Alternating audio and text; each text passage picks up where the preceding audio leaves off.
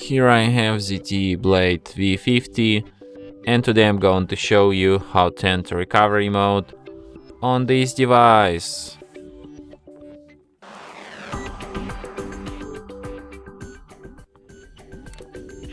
So firstly, you should turn your device off by holding down power key. By holding down it quite longer, then you tap power off.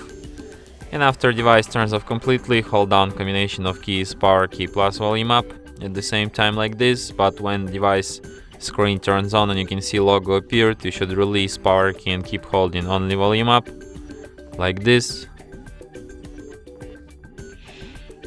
And after that you will end up in the recovery mode.